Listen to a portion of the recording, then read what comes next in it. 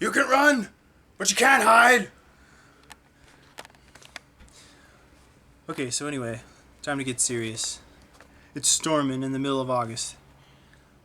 Swords Against Death by Fritz Leiber is a classic 1970 swords and sorcery novel from the Fjord and the Grey Mouser adventure fantasy book series. And this is the first book, I believe, published, but the second in the chronology, which makes no sense. So I would recommend this to anyone who's a fan of, like, a sort of old school swords and sorcery that wasn't politically correct and gave no shits, and there's a certain grit to it that made it immersive with a little bit better, more poignant, a more classy prose, but not overly detailed. It's still simple, to the point. There's good visuals, good metaphors, the action is direct, and it just has a sort of innocence and purity about it. It's simple and almost a little bit too simple. It almost feels like a slightly watered down Conan the Barbarian,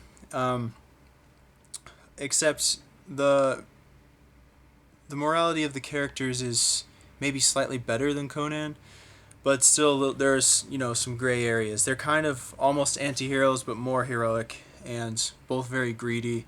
And it definitely has like the ideal word in one word: swashbuckling adventure that's just genuinely there's no better word to describe that. It's just a certain type of adventure where there's a presence of mystery in the world, danger. The magic and the opposition that comes through magic is not really anything we haven't seen before. The usual sorts of cult worshippers and summoning demons and illusions, and for some reason the descriptions and the fascination with gems and the association between magic and gems is really odd but really fun and feels oddly real, as in old, like there's something to that.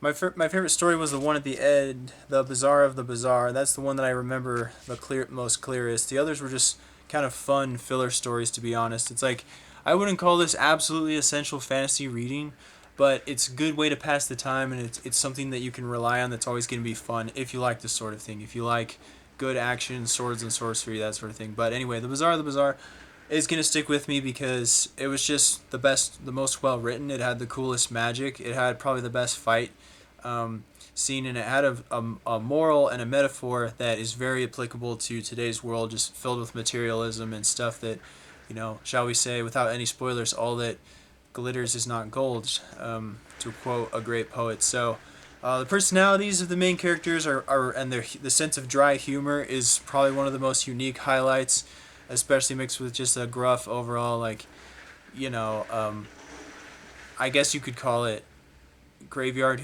humor, which I absolutely love, like sort of like Judge Dredd type humor some of the time, but it isn't like over the top, but it's nuanced and balanced enough to where it comes off as charming without coming off as like corny or being like a video game or something. But so this is just definitely, it does feel dated, but not in a bad way, meaning this is something that for people that enjoy this sort of thing or want to see these themes and parts of reality from a new perspective, I mean from an older perspective, not a new perspective, it would be new for them the first time, and that makes it worthwhile.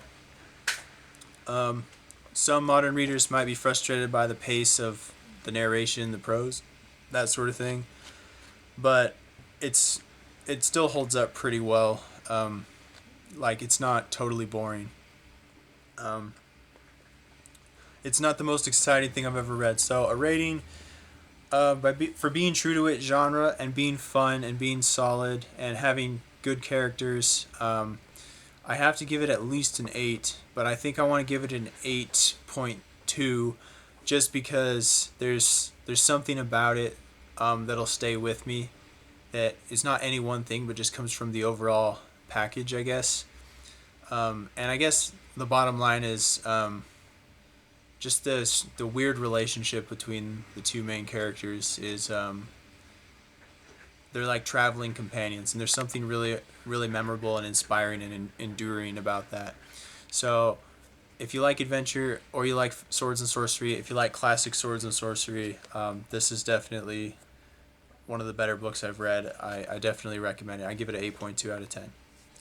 Swords Against Death by Fritz Leiber. I'm going to take my time reading the next, or technically the chronology, book one. I think it's called Swords and Deviltry, but I've heard that's even better. But it's going to be a while before I read. I'm not like, I don't feel the need to like, it wasn't like the most exciting thing ever. I'm not, there's not like huge cliffhangers or a larger narrative. These are, oh, I forgot to mention, I should have said, there are several stories put together, I believe 6 in this first book. And so there isn't a huge amount of urgency, like entertaining, but I wouldn't call it absolutely essential fantasy reading. It's more for dedicated fantasy fans that have the time and are interested to add another set of another perspective towards these themes that attract them subconsciously from a very skilled, quality author. Yeah, so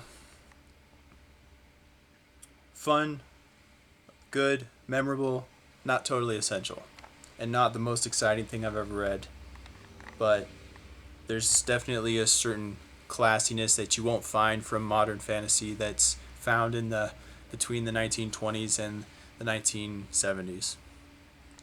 Boom.